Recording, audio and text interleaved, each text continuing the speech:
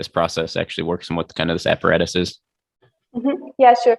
So these concentrated solar mirror systems, that's also industrial technology that already exists. You even have some plants in the US, for example, in the Mojave Desert.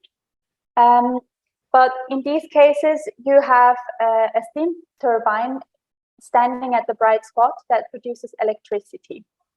So for that, you don't need very high temperatures, let's say about 400 or 500 degrees Celsius.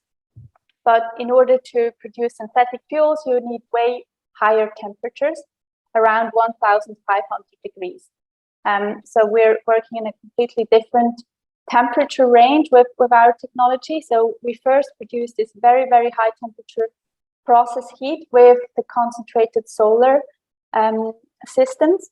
And then the core of our technology is actually located at the top of the tower. So first, we use this concentrated sunlight to produce process heat, and this process heat then drives our thermochemical reactor. And that's where you could say the magic happens, where we turn CO2 and water into syngas. And syngas is a mixture of hydrogen and carbon monoxide. You can actually think of syngas as the universal Lego bricks that you need to then build any type of liquid fuel. You then go through standard processes.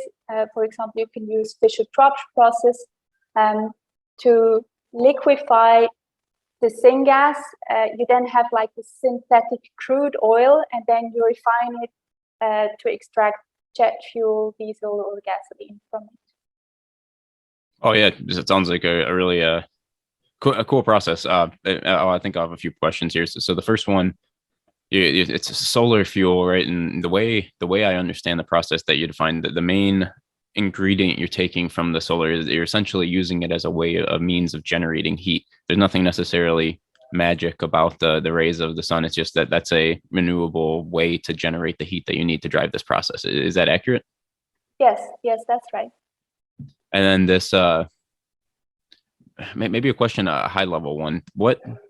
How's the efficiency of this process look? And I guess I'm not really sure even how to ask what the right terms are, because there's no emissions. It's a completely pure process. But how much sunlight or how much fuel from an energy perspective are you able to get out of this process? And is there any good way to compare that to other ways of generating synthetic fuels?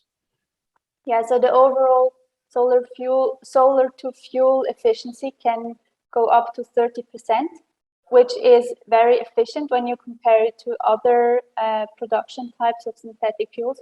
Earlier, I talked about e-fuels. So in theory, you could also use PV and then go through electrolysis, etc., to produce synthetic fuels. And there, I think the efficiency is about up to 15%.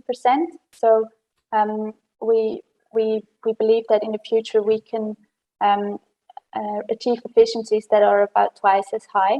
The reason for that is that we can use the whole solar spectrum. We can reflect the whole solar spectrum with our mirrors, and PV modules can only use a fraction of the solar spectrum. And then that, of course, also means that we only need about half the land compared to PV to fuel. And this maybe is an ignorant question, but so when we're talking about a PV module, are you referring to kind of like in layman's term, a typical solar panel that we would call basically just taking the sun and turning it into electricity? Yes, that's right. Yeah, that's what I meant. Okay. So it's very important to understand that we do not use PV modules because we don't go through electricity. A lot of people think when they see these mirrors and the solar tower that these mirrors are actually PV modules, but they're not. It's